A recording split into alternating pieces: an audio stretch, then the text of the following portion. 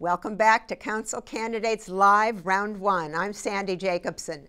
This segment is one of 4 which gives a group of the candidates for City Council a chance to answer a wide range of questions asked on videos by community leaders. The League of Women Voters of Santa Monica Education Fund has randomly divided the candidates into small groups so they can both answer the questions and interact with their fellow candidates in a roundtable forum. I'd like to introduce the candidates for our final segment of Council Candidates Live Round 1.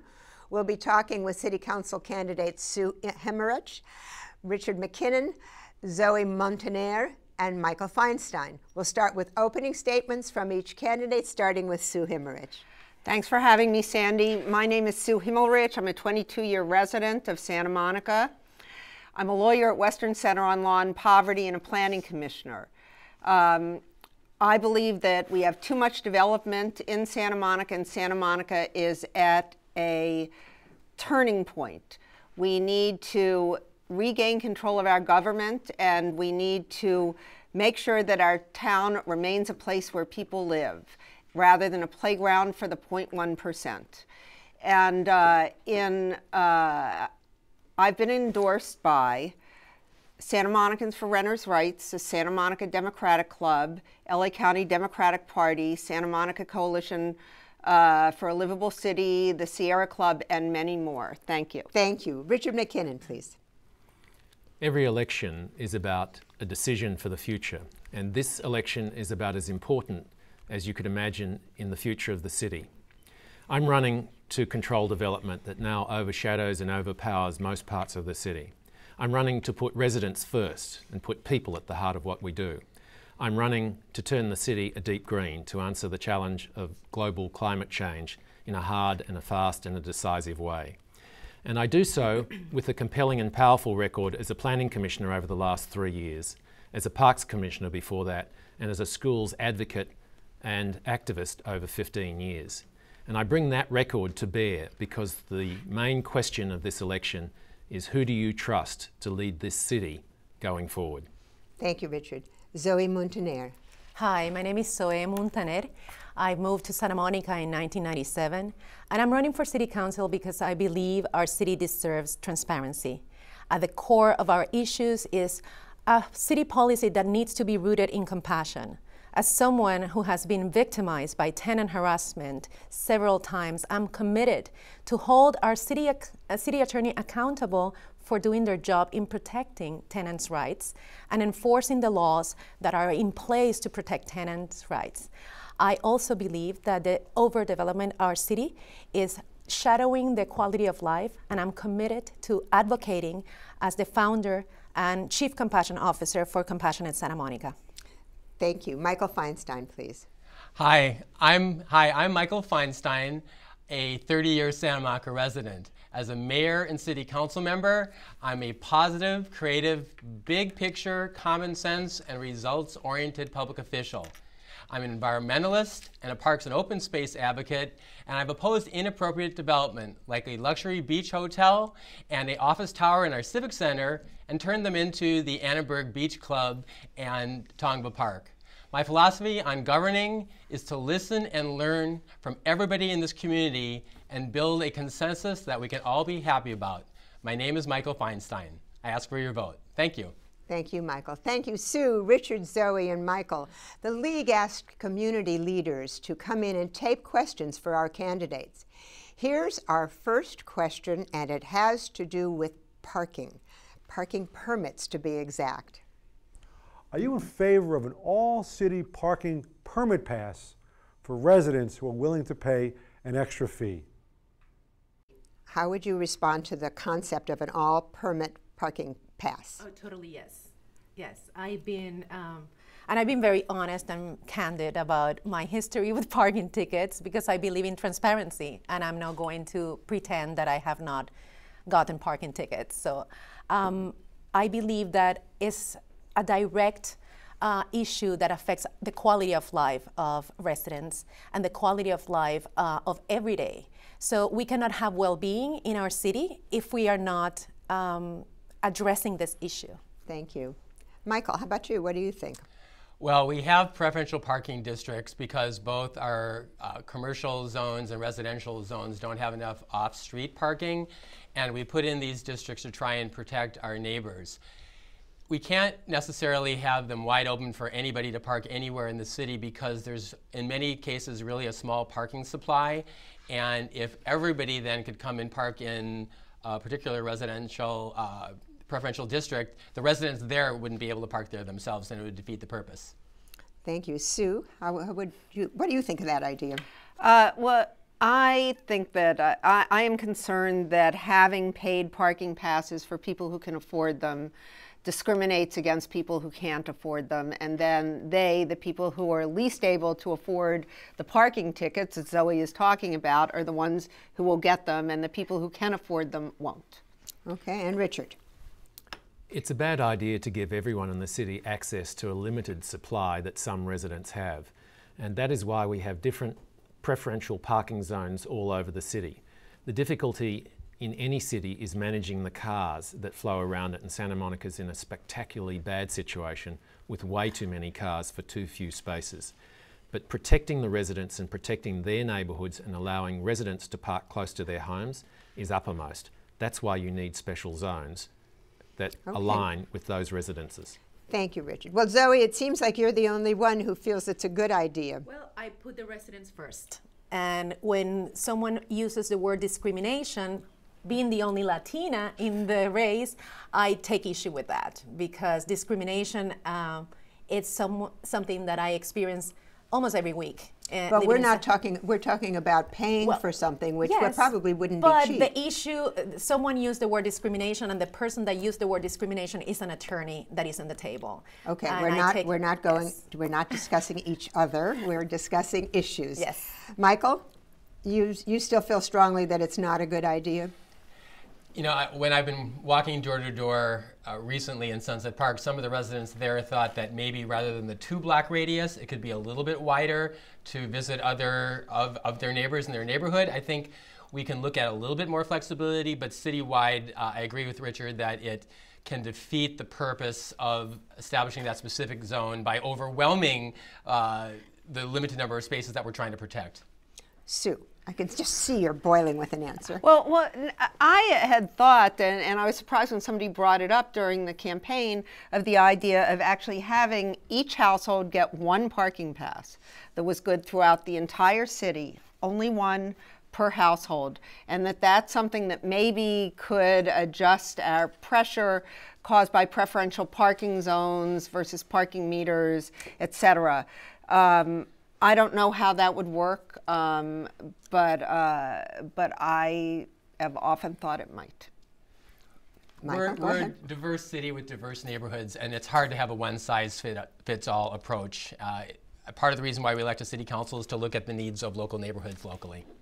Richard, what's your thinking? Well, the difficulty is that if you live in the Ocean Park area, there's such little on-street parking that people from all over the city drive there and would park using their parking pass, and the residents would never get the chance to park close to their home. That's the issue with this one-size-fits-all parking pass. How about what Sue said that she'd heard about one parking permit that would be good everywhere, but only one for the whole family? Yeah, but then you have people, let's say that you're... It's great if you've got 2 cars, you're still going to be able to park anywhere using your one pass. Well, but also, now we need visitor passes. You're a homebound senior, you have people who have to come and give you health care, you have to have a visitor pass for them. So, again, one size fits all for the whole city doesn't work. We really have to be able to tailor to the needs of different residents. Yes, Zoe. I sometimes arrive to my house and I spend 45 minutes driving around to get a parking spot. And it's unacceptable. I spend gas, I spend time, I'm tired after a day of work, and I want to go to my home and restore myself. Mm-hmm. So the 2-block radio is just too small, it's too limited. Sue, I didn't mean to say that was your idea, so. And it may be a crazy idea. But it seems to me that in the Ocean Park area, I know that there is a parking jam there, and I go there frequently, but the beach parking lots are not generally overcrowded, except on beach days in the summer when it's 110 degrees lately. And in a general scheme of things, people can park in the beach parking lots. And if you have 2 cars and 1 parking pass, then you'll be less likely to take the second one. But if you had a single parking pass and then you opened it up Ocean Park, what would happen is you'd have a whole lot of residents going to the beach, parking in the residential neighborhoods in Ocean Park to go to the beach instead of paying in the parking lot, and then residents in Ocean Park would have nowhere to pass. So, or excuse me, to park. So it's not an easy question. We're going to wrap this up now because I think we all agree that it is one of the real headaches of living in one of the few headaches of living in Santa Monica.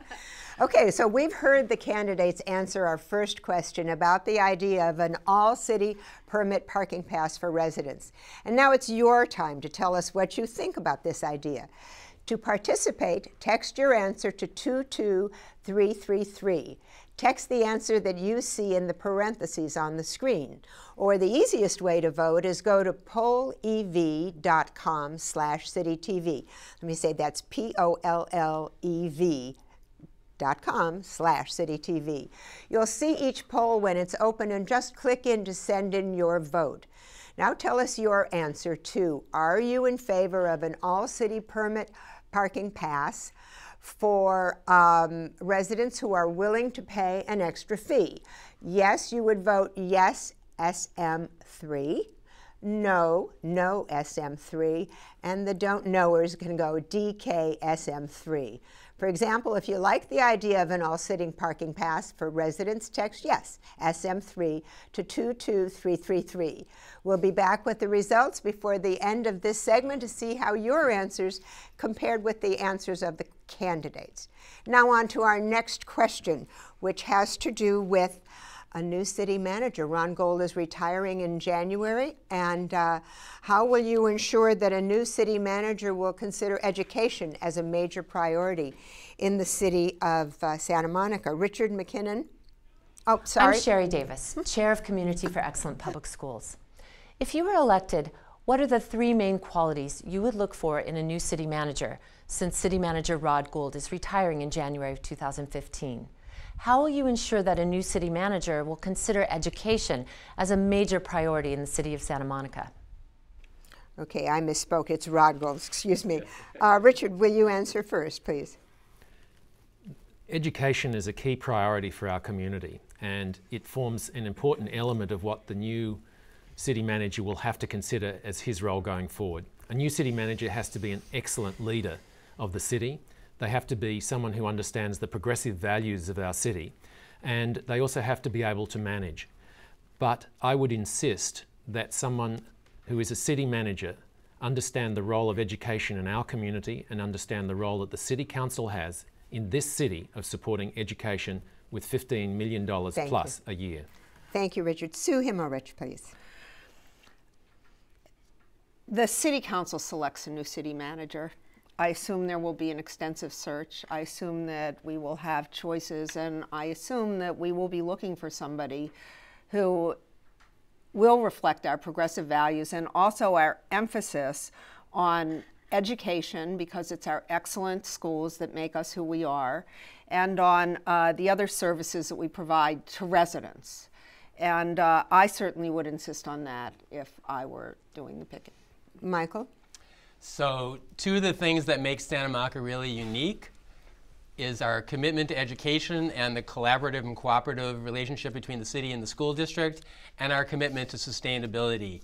And when we sit down and interview prospective city managers, for me, I would want somebody who embraces both of those perspectives intuitively and as a starting premise rather than an afterthought. And that's the type of person who I would want to select. Thank you. Zoe Montaner, please. I was a teacher for 2 years at New Road School, and I taught Spanish, so education is very important to me. It's also very important because the Charter for Compassion has a platform of education that is really solid, has more than 1,000 pages on education based on compassion. Right now, we are doing the Compassion Games in the Education League, and I've asked all the members that are running for City Council to be part of that initiative. I believe that our city manager has to have at the forefront education. Thank you very much. So if we're all in accord, and as I've so frequently say, the devil's often in the details. Is there anything about this that would motivate you to move in one direction or another? Sue, it looks like you've got a thought. As usual, I always have a thought. I think that we do need a collaborative city manager who believes in working with everyone in our community and is managing from a perspective that each voice is important, particularly the residents, particularly the school community, and particularly the people who he is creating services for. And I just think that that's an essential, and it has to be collaborative and not top-down. All right. And please, Michael, go ahead. One of the additional things I'd want to see in a city manager, whether it is a she or a he, is that in addition to dealing with municipal finance and how that relates to a healthy city budget and how well we can support the school district, the fact is that the state tax code is broken. We have a structural deficit on a state level. When I was out of office, I had worked with the movement to have a constitutional convention to address our structural deficit. And I'd want an active city manager who would work with the California League of Cities and the City Managers Association to push for more progressive tax reform on the state level when Prop 30 sunsets in 2018 to make sure that we can fund all municipal services, education and otherwise. Richard, So this is probably one of the toughest jobs anywhere in California. It's a big budget that we run for a city that's quite compact with a small number of people, but we provide a huge number of services. So not going to be easy to find the right person. And if you look at education, it's such a central role in our community that it is a litmus test of who we put in, just as can the person that we put into this job deliver a whole series of other social services which allow us to attack things like poverty going forward. And that makes it particularly tough finding that person. Mm-hmm. Zoe, do you have anything to add to this? I echo the values of all my fellow candidates, and I believe, again, that compassion has to be at the center of academic and education in our city. Michael, did you have something else to add to that? No, I was just waiting to see what interesting thing you were going to come up with next. Well, I guess, let me ask you, what would be your next priority for a city manager? I think for me, the idea of having a healthy economy without having to over-commodify our city. People have a lot of concern about overdevelopment, and I think that we can have a healthy community without developing to the skies and without expanding our carrying capacity. And I'd want a city manager who thinks in those kind of terms. Okay, Sue? I think that we all understand that fiscal soundness is a basic value that a new city manager needs to bring together with financial sophistication. We have a $550 million budget, and we should have enough in that budget to be able to provide for everything that we need. Thank you. Zoe, we have just 15 seconds left. Yes, my parents met in a bank, and I come from a banking family, and I don't understand why the city has not considered opening a bank to save in the interest and all the fees that we are spending and create more revenue in that way. Richard, I'm going to give you the last line. It's a tough gig, and we need the right person to do it, and how we select that person will say as much about who we are as the person we select. Thank you. Okay, so we're doing live audience polling tonight, and we're asking you to participate with your vote on the question you see on the screen. Text your answer to 22333. Send the answer that you see in the parentheses, or go to pollev.com/citytv to vote online. For example, if you want to vote for no, text no, SM3 to 22333. Join in and email or text us now. Let's move on to our next question, which is regarding traffic congestion. The east, west, and north-south through streets in Sunset Park are gridlocked during morning and evening rush hours. I'm Zena Josephs. I'm president of Friends of Sunset Park, and my question is regarding traffic congestion. The east, west, and north-south through streets in Sunset Park are gridlocked during morning and evening rush hours. Frustrated drivers resort to speeding through side streets and alleys, endangering pedestrians and causing accidents. What measures would you recommend to improve this situation? Well, we're not messing with any easy questions tonight, are we? Michael, how would you respond to that? Well, I just walked Zena's house the other day, going door to door, and we talked about this. When I was on the council, I supported several of the lesser of evil speed humps to try and slow down the pass-through traffic. That really makes it hard for families to raise kids safely in that neighborhood. I believe that when we take over the public land at the airport and convert that into a park, which I think we're going to do someday, there's a possibility of putting in one through street there that can be an extra north-south reliever and relieve some of the traffic on 23rd and Wallgrove. Thank you. Thank you. Richard. Well, it's two separate questions. The first is the traffic situation out there in Sunset Park, which is almost unbearable and has clogged all of those streets. Our job as a city is to try and get traffic off the streets and ameliorate the efforts. That's transport demand management, it's getting people to use public transport, it's cracking down on commercial and retail operations. The second half is calming the traffic on the streets. And I've called for a Vision Zero approach, which means that we change the culture of the way people drive and interact on the streets. It's really important the cops take control of the streets again. Thank you. Zoe? I've been advocating for safe bicycle lanes to really get people to use more bicycles and then ease the traffic congestion.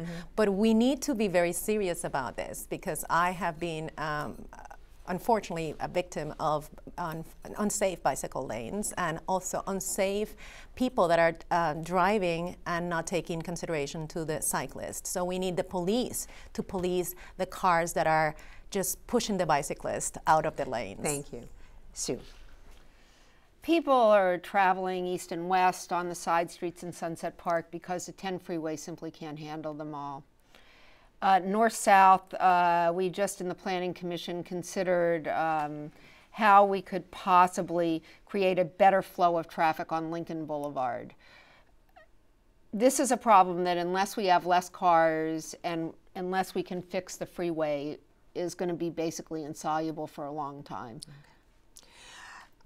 It's pretty tough to come up with an answer to traffic. Michael, do you have an answer to traffic? Well, just another thing that is going to be a positive is there's going to be a big blue bus route that goes on Wallgrove 23rd to the Bergamont Station Light Rail stop and then up into the northern part of the city, up 26 and onto Montana.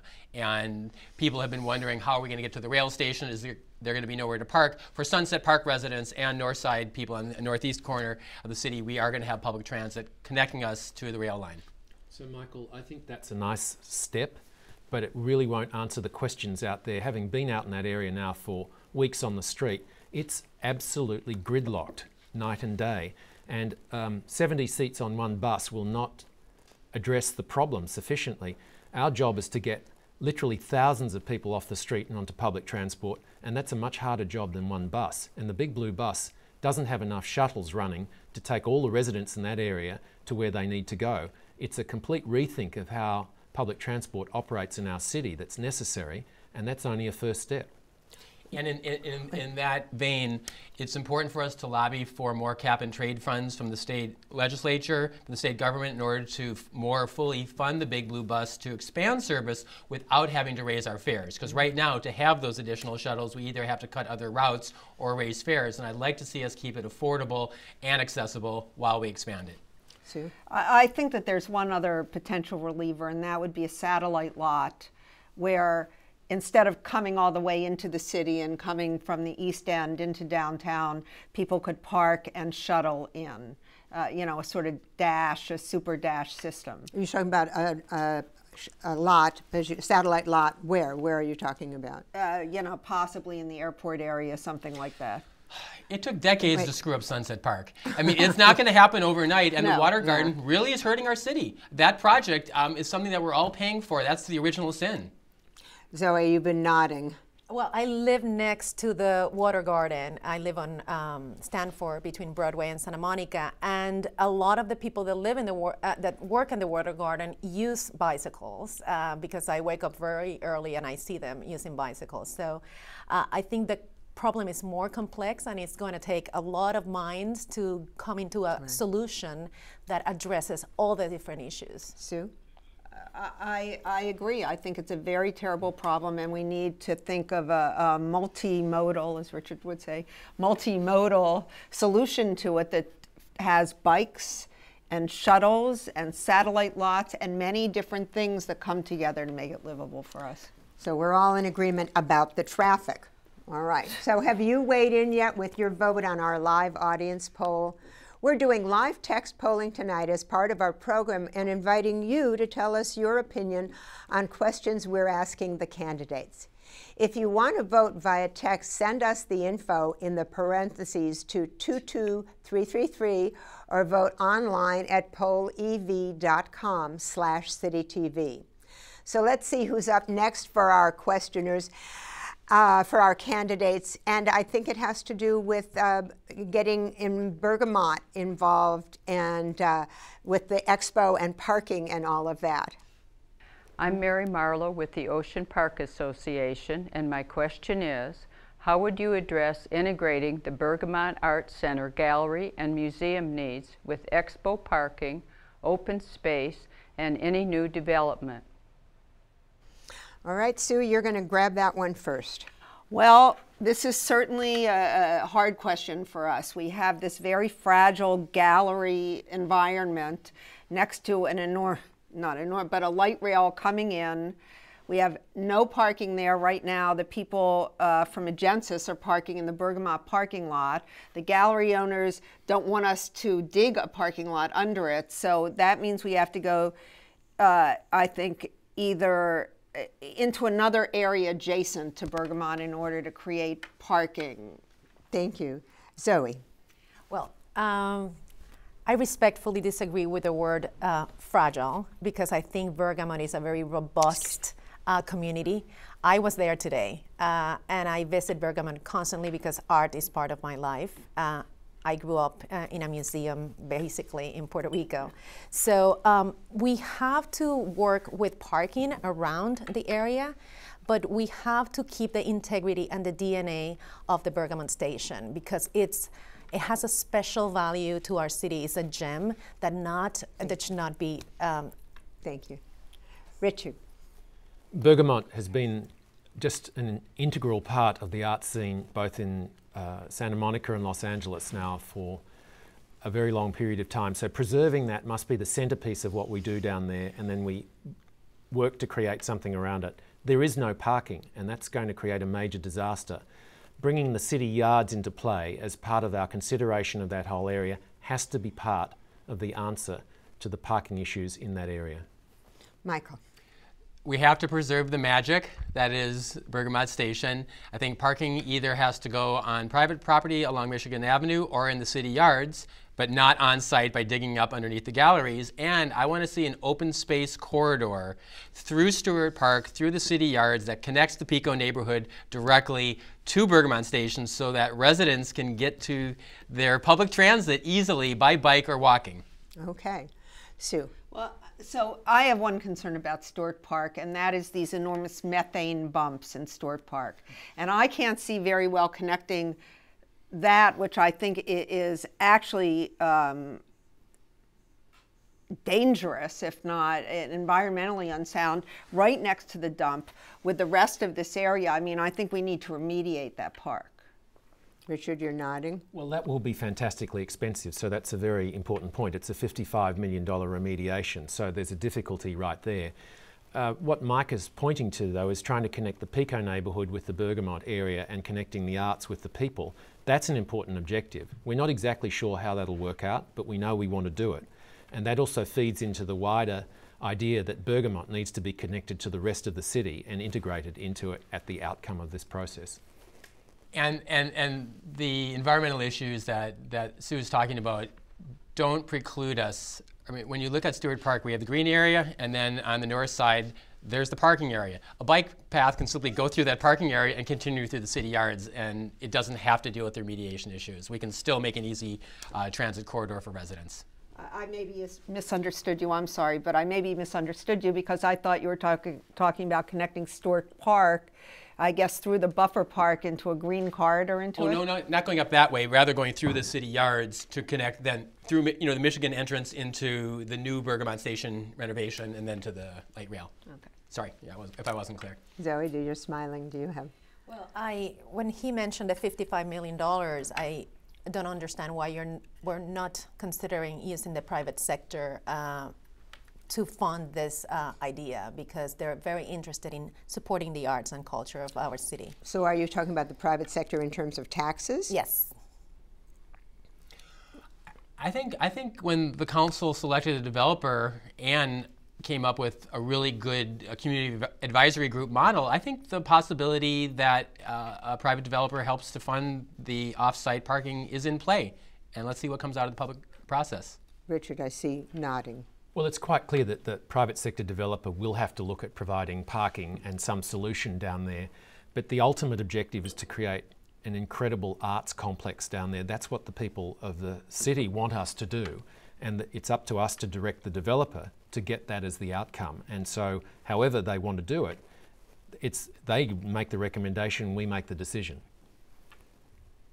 You're looking at me. I know. So again, Sandy, we're just used to so many good ideas coming from you then, but it's time. Well, I would certainly hate to see that the funkiness go out of Bergamot. Totally There's right. something. And I think we probably everybody wants to And keep it I funky. don't think anybody Yeah. disagrees with that. Well, I'd like to thank all of you, to Sue, Richard, Zoe, and Michael for joining us tonight. So now let's take a look at our audience poll results. You heard Sue, Richard, Zoe, and Michael talk about an all-city permit parking pass for residents. What did our audience think? Well, are you in favor of an all-city permit parking pass for residents who are willing to pay an extra fee? 50% said yes, 36% said no, and 14% just don't know. So on behalf of the League of Women Voters of Santa Monica Education Fund and City TV, we wish to thank all the candidates in all the groups. And thank you to the community leaders for their participation in tonight's shows. If you've tuned in late and missed any of the segments, you can watch it again on City TV Channel 16 and smvote.org. And as always, we thank you, our viewers, for being so involved in your city. Remember to vote by mail or go to the polls on November 4th. Remember, elections are won by those who vote. For all of us at the League and City TV, good night.